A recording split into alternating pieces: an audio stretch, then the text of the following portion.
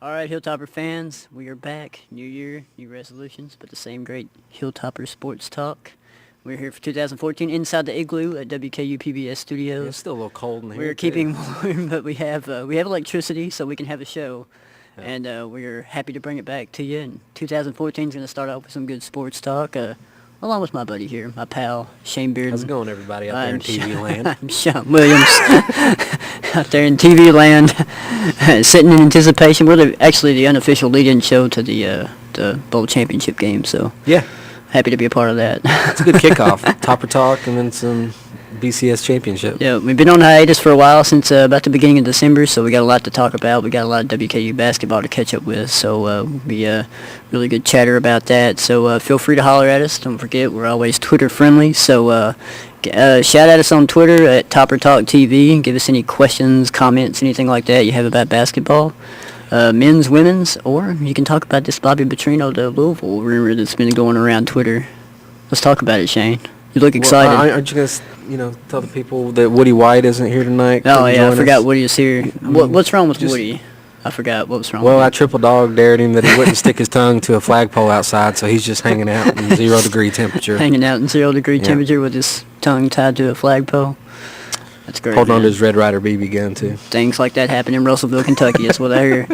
Anyway, yeah, Woody can't be with us tonight, but he'll be back with us hopefully next week. Hopefully. So we'll be back in the rotation every week, so no hiatus unless further. Yeah, we're off our Christmas break. Yeah, we're off our Christmas break. So hope everybody out there had a good Christmas, had a good New Year's. Well, let's get to it. Let's talk about these Bobby Petrino rumors. Bobby Petrino to Louisville rumors. They're just that. They're just rumors? You really think so, Shane? I don't even think. Why do you think so? Because he burned bridges when he left. I mean, fans, he's obviously a fan choice. I think he burned bridges before he left. Well, I mean, that's Auburn a little bit. That's true, too. But, I mean, he's obviously a fan choice because he was a winner when he was there. True. So a lot of Cardinal fans, are going to want him back. But I don't even think he's on the short list for coaches that they're considering. I think the funny thing is after Charlie Strong, decided to leave and go to Texas, that that people and fans were putting out banners on the campus and everything like that, and hanging out and singing "Kumbaya," bring Bobby back, and everything like that. It's an interesting dynamic because you look at the college football coaching situation and you kind of see all the dominoes that could potentially fall. And I really thought that if Louisville opened up, it would be a slight possibility. I still consider it a very big, long shot that even happens. I'd say like a 1% chance. Yeah, I think Jurich is going to look at other people first before he even goes down the Petrino realm. I would say Bobby is maybe he's not even on the list, but if there were a list that went that long, he would probably be he's on the extended list. Yeah, he's on the extended list. It seems like right now that they're interviewing the coaches that are already on their staff, like their defensive coordinator Vance Bedford and their offensive coordinator Sean Watson. I think they want to kind of keep it in house and try to keep as many of those recruits as they got. Some continuity going on. Yeah, continuity. Good word there. But yeah, they want to keep those commitments as many as they can. They've already had about 3 or 4 already decommit and go elsewhere. And also, I know a big thing for them is they want to keep recruiting the state of Florida, which obviously, those coaches on that staff do a really good job of doing. And so I think they want to try to keep it in-house. Obviously, their reports are they're going to also look at Rich Rodriguez at Arizona. Not really sure why he would leave Arizona to go to Louisville, but hey, who knows? I mean, stranger things have happened in the coaching world. So David Cutcliffe's another name that's been out there. I really don't see him leaving Duke. He's kind of older. He likes Duke because there's not a lot of pressure there. And but he's got a good quarterback pedigree as well. Well, and he would be going from one ACC team to another ACC team. And he's got the ACC team he's got now at 10 wins. Yeah, exactly. So I mean, doing a really good job there, and obviously a great developer of quarterbacks. He's tied to the Mannings. Helped them progress in their college careers. Right. So, but yeah, obviously a long shot. And you talk about Petrino burning some bridges while he was at Louisville. That's true, but I think obviously it's kind of come out that him and Jurich have kind of mended fences and everything like that. They've been, back in communication and stuff like that for a while. And he's really, during the summer tour with Western Kentucky, he, gave a lot of credit to Jurich for helping him get back into coaching and, giving him some credit for that part. So. I'm not saying they don't get along and aren't pals or whatever now. I just don't see that as being, a direction that Louisville really wants to go back in again, unless they can't find, another candidate that suits them. Yeah. I mean, obviously, if they can't find somebody that's just, jumping out at them that, they really want, then, I think they could consider Bobby in that instance, but I just don't see that happening. Yeah, and it's like we just kind of mentioned it earlier. I think a lot of their other options have to fall through for that to really actually happen. And but yeah, I mean, you really look at it though. I mean, a lot of people, the rumor mill obviously started spreading anyway. I mean, it started the it is what it Charlie is. Strong said he was going to Texas. I think it started before that actually. Well, actually, but, yeah. But yeah, I mean, you look at the scenarios, and obviously Texas isn't going to want, a Petrino type coach, Right. And everything. It just didn't seem like a good fit, and what the AD didn't want or anything like that. Kind of the same with Penn State, all the troubles that they went through with their, whole program and everything. But, slight shot, but I still think it's like me and you said, it's a very long shot. I think that happens. I think really Louisville's going to look in-house first, and, maybe they'll find somebody on the coaching staff right now that they can hire. But, like I said, a long shot, but, hey, a little bit of reason for WKU fans to worry. I mean, all of WKU fans thought that he was going to be gone after a year anyway, right? I mean, a lot of people did. I thought he would be here 2 or 3 years to begin with, and that Brom has kind of been rumored to be the coach in waiting. Yeah. I mean, rumors were circulating that Florida Atlantic approached Brom, about their head coaching position that was open. Yeah. And he was an assistant there at one point. Mm-hmm. But everything I heard was that he kind of just said no thank you. Yeah, I heard the same thing too, just from the media folks up there in Louisville, that he kind of, maybe they inquired to him about the job, and then, he kind of turned them down a little bit. So, you never know what that means exactly. Maybe he wants the Western Kentucky job when Petrino decides to go somewhere else. But, I think all signs point to Petrino will be back here for another year. And I kind of agree with you. When he came here, everybody's like, he's going to be one and done, But I'm like, he's trying to kind of rehab his image. Yeah. And, I think one and done isn't going to rehab. I think if one and done's not going to really rehab your image, and, I think you got to stay here at least 2 years. And, like I said, he may stay here 3, And really it's going to depend on, It depends on family, too, because family has a lot more say in where he's at now than maybe they did previously. Exactly. In his career. Now he's more about, keeping keeping things good within the family and keeping the wife happy and all that stuff. So, he's got family here. She loves Kentucky, so, he may end up staying here a little longer than what people think. More reason to go to Louisville, right, Shane? Yeah. No, I'm just kidding. But really, I think with Petrino, it's going to be, I think he's still got a lot of unfinished business to do. He does. And really, you look at the situation, we're going into a new conference, Conference USA. So, I mean, to have him stay for another year and kind of see us go through that transition and be there the first year at least, that's going to be a huge thing for our program, right. If he decides to do that. And all signs are going to point toward, he's going to stay, I think. But, yeah, I mean, I think it's going to have to be a perfect situation, the right program, the right fit, and everything like that. But I still think Petrino's got a lot of rehabilitation to do as far as his coaching career is concerned. So I think staying here is really going to do him some good in the long run. And at the same time, we can benefit from that. Moving over to Conference USA. So I agree with you. And speaking of that, we get more money from Conference USA, and we get more bowls. We don't have to worry about squabbling over we don't have to worry about if we go 8-4 and not having a bowl game. So that's always a good thing. So if we go 8-4 next year, we'll be guaranteed to be going to a bowl game. So fans will be happy about that. So I think, and really, you look at the way the offense and just the whole team total, kind of came together at the end, won 4 straight games. I mean, a lot of people are really excited if Petrino stays, and especially the whole staff stays and everything like that. It's a lot of good, exciting things. Western has increased their football attendance every year that we've been in the FBS, and now I think every time a team switches conference, they automatically get that new conference bump. For the new teams coming in. Plus, there's some more named teams, we'll be playing. I think the way the schedule might work out, I think Marshall will be coming here next year. So, that'll be a close battle. They'll bring some fans down from West Virginia. So, that could be a pretty good sellout crowd going on at the Houch next year. Yeah, it'd be good. Like lots of I say new faces and a little bit of old faces as well. Right. Hopefully, obviously we'll reestablish our rivalry with Middle Tennessee, and that's always a good thing. You gotta have rivalries like that where fans kind of hate each other. And have some new ones with some regionals with Marshall and Charlotte, Old Dominion, some of those teams.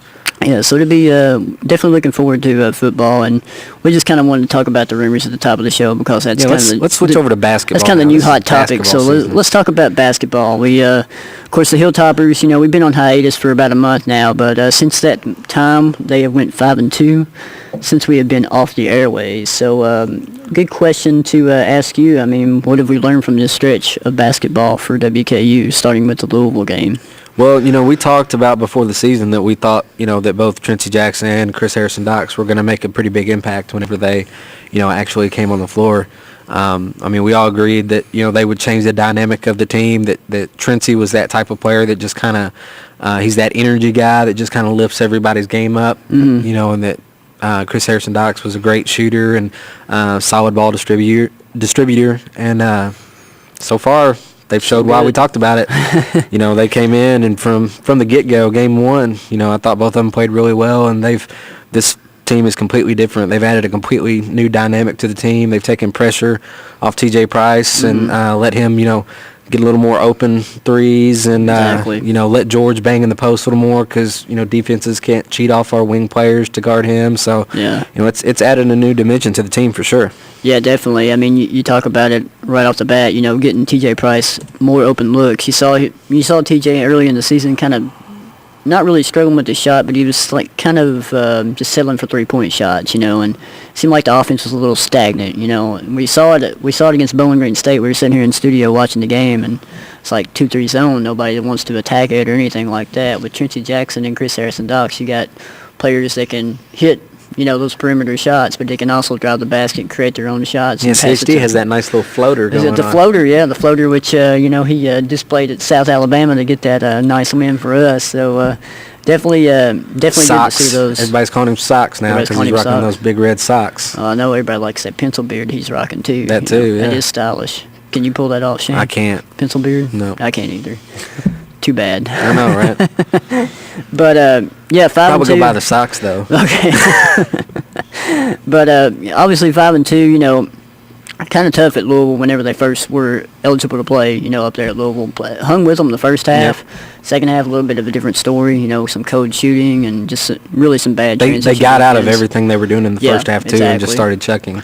But, you're on the road against the top 10 teams, so really it doesn't look like that bad of a loss. And considering how long and tall Louisville is compared to our roster, I mean, it's really not a bad loss when you look down to it. But and then beating Southern Miss at home. That's huge. A big-time win. That was huge. 13-2 right now. Yep, 13-2. They're getting top 25 votes right now, so that was a big-time win. Mm-hmm. Yeah, 13-2, and I think you said they're getting votes. I saw today that they're number 31 in the USA Today coaches poll, so they're slowly moving up the ranks right now. Yep. So their only losses are to us and Louisville. Yep, that's right. Who they lost to Louisville by almost 30 points. Yeah, so. Not a good game for them Nope. that game. Of course, then we back that up with a nice 7-point win against Murray State, so that's always good to get a win from a rival. So.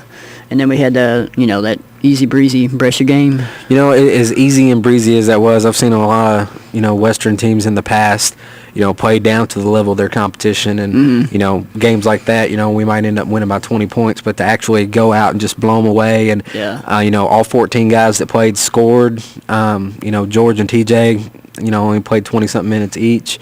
That's the type of game you want to have when you're playing an inferior opponent like that. You want to have a game like that where you get everybody involved and in the lineup and get a little playing time as well. So, let's talk a little bit about this Ole Miss game. Obviously, it was a huge game when you consider the crowd. I mean, going into it, everybody's largest crowd since 02-03. Yeah, and going into it, everybody's like, we might get to 6,000 people, and walk-up people and everything like that. Turns out to be 72 plus, So and Diddle was really rocking that night. You got Ole Miss and the freak show, Marshall Henderson in town, and I'm gonna tell you what, man, that guy, Marshall Henderson is everything he threw up. He has not been that efficient all season long. Exactly. And then he comes into Diddle Arena and he's throwing up shots from half court and barely even touching the net. We sit here on the show, talking about basketball as the season started and everything like that, and we were kind of talking about that game, and I always sit here and said, Marshall Henderson's like about like Allen Iverson. He throws up too many shots, misses too many shots. He just throws up junk. He scores points, but he throws up junk. He was scoring up points. And I have to admit, he done a really good job of coming off screens. And whenever he got the ball, I mean he does, was out of his hand in no time. He was hitting fadeaway 30-footers. Yeah. I mean, that's just, there's not a lot of ways you can defend that. I mean, you had people that had, their hand in his face, and he was still hitting these fadeaway 30-foot shots. Straight up, that's hard to defend whenever somebody's on a streak like that. But I mean, good offense. I wouldn't call it good offense, but good offense beats good defense every time. Okay. You sure? Yeah. That's not what they say in football. It is what they say in basketball. Okay. Great offense is better than good defense. Well, Western, in the first half, they got a 15-point lead. And, it looked like, man, Western's going to just blow the doors off this joint. Diddle's packed and they're on a roll. But then, Ole Miss Andy Kennedy did a great thing. I mean, he switched up his defense, the 1-3-1 trap zone, and just had some problems with that. The lead evaporated really quick, and there at halftime, I think we were, down by 2 or something like that? Yep. It was a close game. And then, second half, credit to Western for losing that lead. They lost that lead. They could have, faded away, but they really fought hard in the second half. I mean, it was up and down, a lot of lead changes and everything like that. And really the difference in that game was the free throw. I can't remember who was at the line. It was somebody for Ole Miss. But and they grabbed up by a point, and then they missed the second free throw, and then the rebound went out to Marshall Henderson. He just knocked down a three like he did all night. From 1 point to 4 point, just like that. 1 point to 4 points, and you had under a minute left, so that was a huge turning point in the game. And of course, it was hard to kind of scrap back at that point. But really, I think in the grand scheme of it, credit to T.J. Price though. I mean, he was on. He keeps showing up in the big games, and that's what Western needs from him. I mean, he's progressed too. He started, driving to the basket more, which is what he needs to do anyway. Weren't we talking about that before the season started? We were. Yeah. And he's finally started doing it. But to start the season, he wasn't doing that. Yeah. Not until Trincy and CHD started playing. Then he started, I don't know if he's following their lead or what, but he started driving more. And, that's benefited Western and himself a lot. Well, it's good to see that they're motivating T.J. Price to drive the lane. I mean, we've been talking about it before the season started, during the season. I think his worst performance all year was the Bowling Green State game. I mean, you might have scored 23 points on that game, or 24 on 23 shots, but definitely not an efficient offensive performance. But he's been, since they've been in the lineup, and they create all those mismatches. They can drive the lane. They can dish to open people. It's just really opened up the offense, and T.J. Price has really benefited from it. And you can tell he's playing more efficient on offense, and he's being more creative on offense as well, not settling for jump shots, not settling for threes. That's very important for Western Kentucky. And I mean, he's been money, and everybody's been money, and been clicking. Been really impressed. But you look at the Ole Miss loss, 5-point loss, but I think that's a good loss for us, to be honest with you, to kind of lose that 15-point lead in the first half and kind of, go toe-to-toe with them from there on out, from halftime on. And, we kind of lost it there at the end. We should have grabbed that rebound. But that's probably not the only play that, we could have done. I mean, there was a lot of other factors that go into it. But, a close loss like that, I think that's a really good loss, to have a team like Ole Miss come in here and play them that well. And I really think I saw on Twitter where Harper now expects Diddle to be rocking.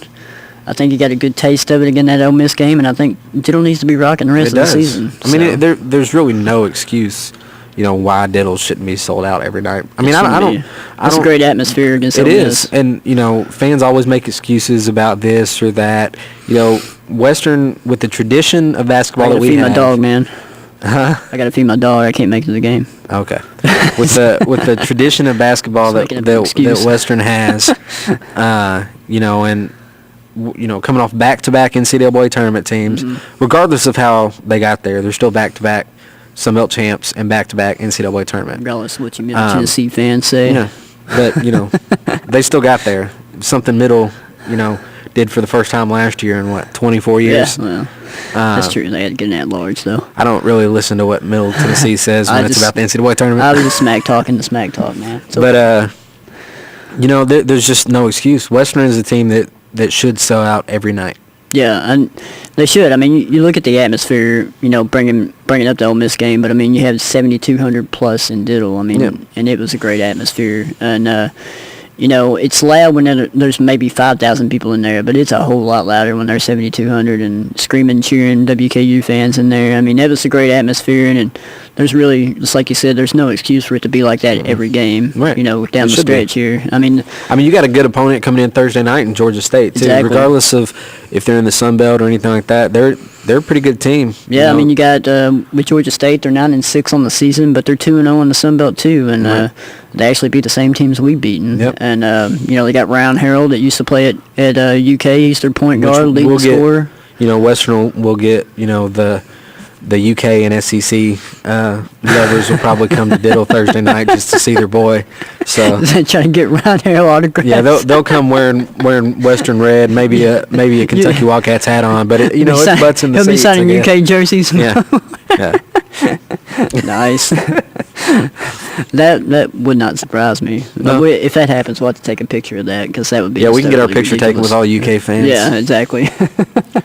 But I mean, you look at Ryan Harrell. He's leading the team in points. I think he averaging 19 a game. So, but then they also have R.J. Hunter that averages about 19 a game as well, and Manny Atkins. So they're a really good team. Probably the best Sun Belt competition. You look at us. Their defense is not very good, but their offense is very, very good, which is, I think what has so far propelled them to a 2-0 record in conference play is because, most teams in the Sun Belt, are more of a slower paced offense.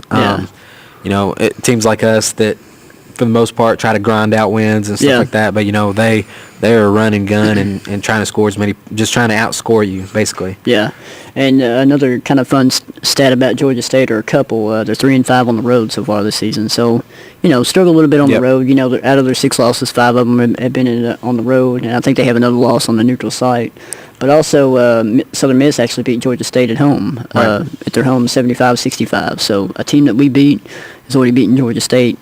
So, that's another thing to kind of look at if you're a big stats person out there. So, but yeah, I mean, definitely probably the team that's probably the cream of the crop of the Sun Belt besides us, you could say. And, maybe throw South Alabama in the mix as well. But and maybe Lafayette, and they just lost to Louisiana Monroe the other night. So Louisiana Monroe's quite improved, actually. I mean, they are improved.